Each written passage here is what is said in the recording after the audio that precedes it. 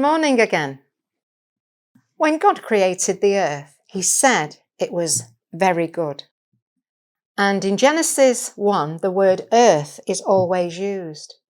In the Bible, I read the King James Version, the earth always refers to the physical creation which God made, whilst the world always refers to the worldly system or mindset, the political viewpoint, the fashion. In Genesis 6, we read that the earth also was corrupt before God, for all flesh had corrupted his way upon the earth. And there are only two things you can do with something which is corrupt. You can either destroy it, or you can try to preserve it. Now, salt can be used to stop corruption because it purifies, it preserves, it seasons. And as long as Christians who have the character of Christ are on the earth, we make the earth more savoury to God. We give taste and meaning to the existence of a corrupt world. It's been over 30 years now since I took my first trip to Lanzarote, and I didn't really know what to expect other than it would be hot.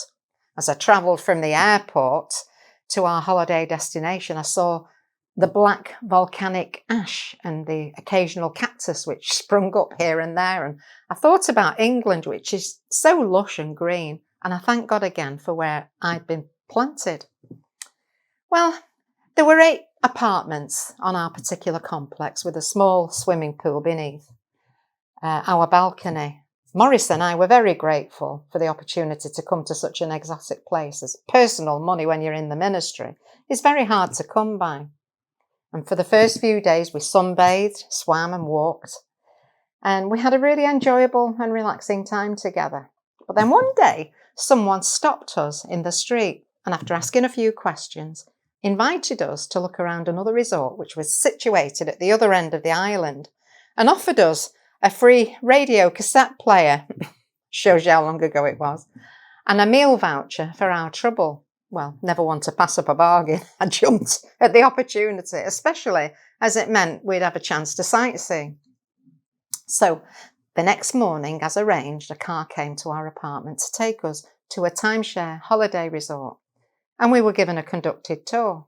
Now, this complex was lovely, and we were really impressed with both the mature gardens and a very large swimming pool.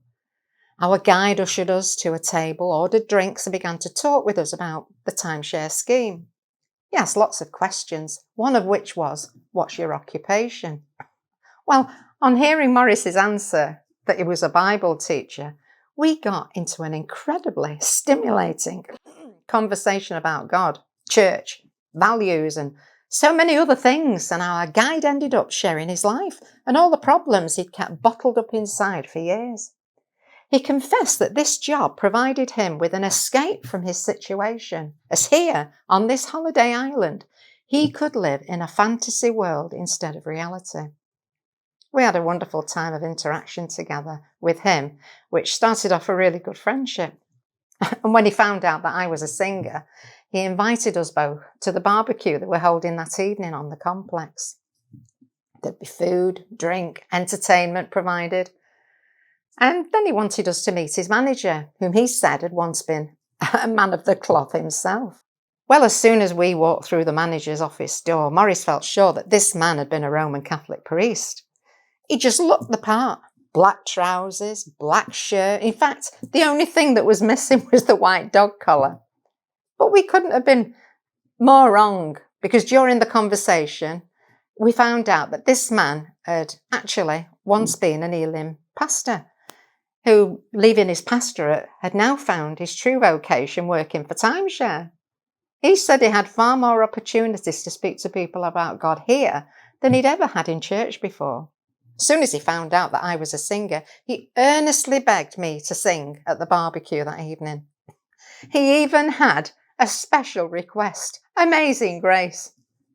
Now, to be honest, I wasn't enamoured with this idea. I hadn't come away on holiday to minister, so I wasn't prepared. I had no backing tapes with me. And after asking a few questions, I found out that there wasn't even a piano on site. So it meant singing the song without any musical backing whatsoever.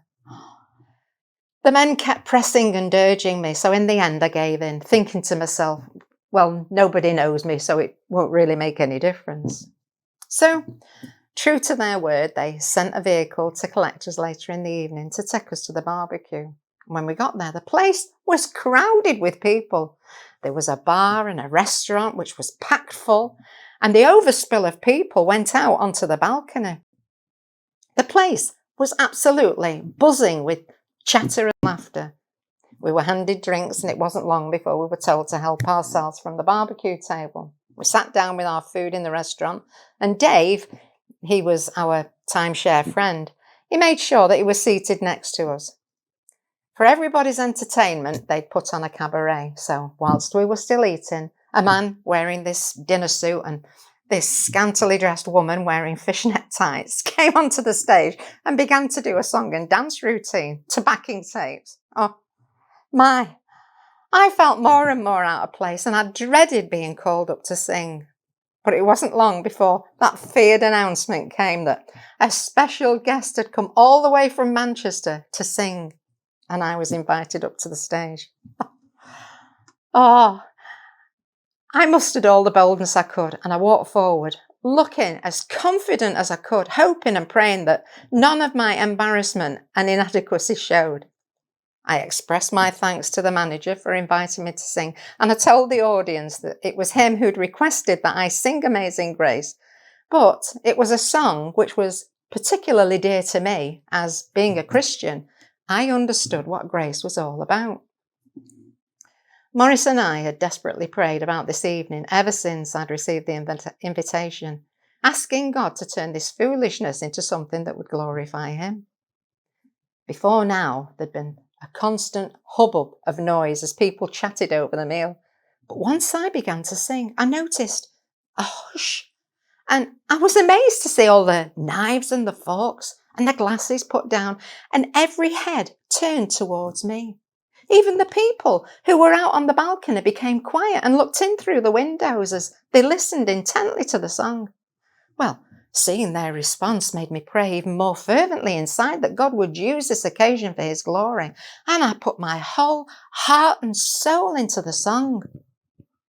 At the end of the song, there was a total silence for about 5 seconds, and then, to my amazement, the audience began to clap and rush towards me, and people began to hug me and kiss me. Well, I was totally bewildered by this response, as obviously this had never happened before. Then there were shouts from all over the restaurant that I should sing another song. So, given this cue, I spoke to them for about 10 minutes about the things God had done in my life. And then I sang a song entitled, If I'd Known Yesterday the Things I Know Today, which is really a sort of prayer, asking God to look down and help me, because if I'd known God sooner, I'd never have done so many stupid things, and my life would have been so different. Well, I finished my song and I left the stage to a roar of applause and people patting me on the back as I returned to my seat next to Maurice. I was absolutely overwhelmed by everybody's reaction, and I knew without a shadow of a doubt that God had touched these ungodly people. But it was what followed next that was even more amazing. As Maurice and I continued eating our meal, one by one, people began to tap Maurice on the shoulder and ask if they could have a word with him. There'd been no mention of who Maurice was. As far as people were concerned, he was just the guy I was with. But they talked specifically with him, and they came out with all manner of confessions, begging Maurice to put in a few words to God on their behalf. As I sat back watching these things happening, it almost looked like revival had broken out, and I couldn't believe that God had been so gracious in such an ungodly atmosphere. The manager was absolutely over the moon at the success of the evening and was loath to let the night finish. He took his staff, myself and Maurice, and a few others to an all-night cafe where we could get tea, coffee, alcoholic drinks, food, as he wanted to continue our get-together. In his exuberance, he got a bit over-familiar with me, and I had to extricate myself from his grip on a number of occasions. But I didn't want to judge him too harshly, as I could see he was quite drunk and probably didn't even realise what he was doing. However, Maurice and I knew that our job had been done, so now we just wanted to get back to our apartment. We persuaded our friend Dave, and He called a taxi for us. And as we were leaving, the manager came rushing over and begged us to allow him to take us out for a meal the following evening to show his appreciation for what we'd done that night. He arranged to meet us at a little cafe where he could collect us and take us to what, in his opinion, was the best restaurant on the island. Well, we finally left, totally bemused at what God had done that night. The next evening, Maurice and I sat in this particular cafe, drinking coffee, waiting for the manager to show up. The time we'd arranged had come and gone, and there was still no sign of him. But just as we were about to leave the cafe, our friend Dave entered, and he poured out an amazing story. Apparently, for some time now, the manager had been a source of embarrassment to the staff because he was in the habit of drinking heavily and seducing the female customers. Up until now, they'd tried to ignore his behaviour, but after witnessing his total lack of respect towards me the previous evening, they were incensed, as they'd viewed me as a good girl and totally different to all the others. Well, that very morning, the staff had all got together and unanimously made the decision to request head office to dismiss their manager, saying they'd no longer work for him because they'd lost all respect. They'd already faxed their head office, and within a matter of minutes, the answer came back that their request had been granted, and the manager was sacked.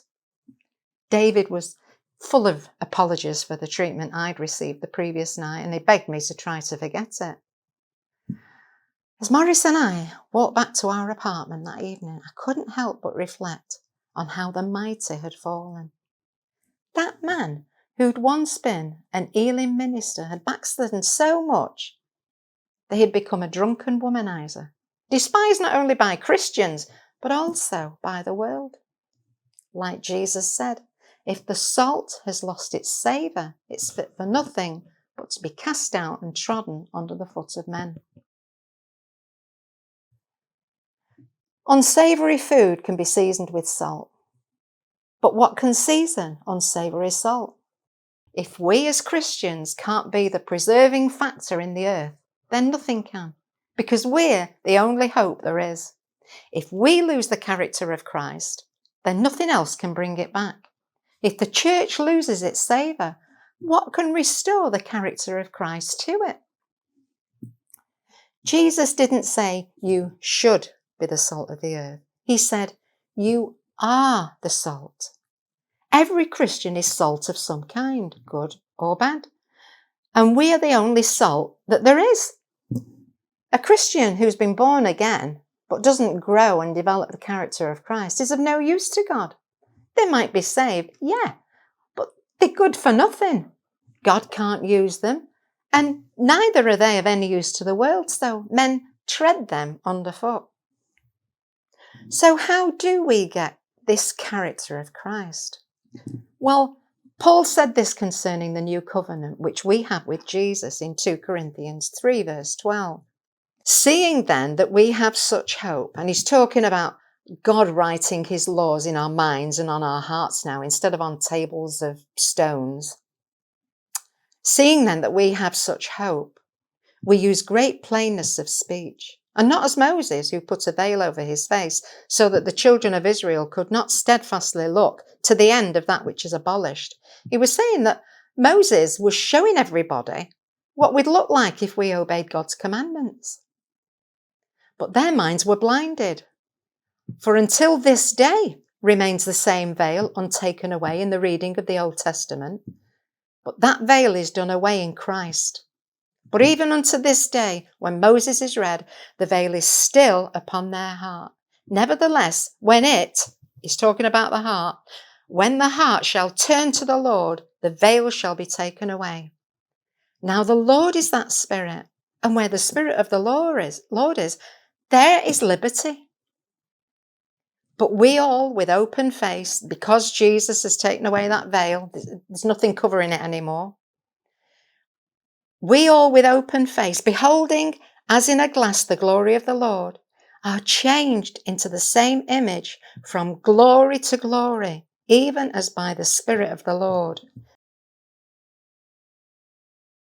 They say the eyes are the mirror of the soul. Well, If we keep looking at God's character, what goes in us will be reflected out of us. It's as though we're mirroring what we're looking at, and it will completely change us. Well, Morris has done a series on discipleship, which you'll find on the playlist of our YouTube channel. He systematically teaches through the only full sermon recorded in the Bible which Jesus taught. That's the Sermon on the Mount. Because this teaching of Jesus looks at the character of God. And if understood and practiced, it changes lives. And don't just go through the studies once. You only get head knowledge when you do that. Go through them regularly until you're not only hearing, but you're actually doing what Jesus says. In John 15, when Jesus was talking with his disciples, he said, "You are my friends if you do whatsoever I command you." You know, with God, there's always a big if. God bless you.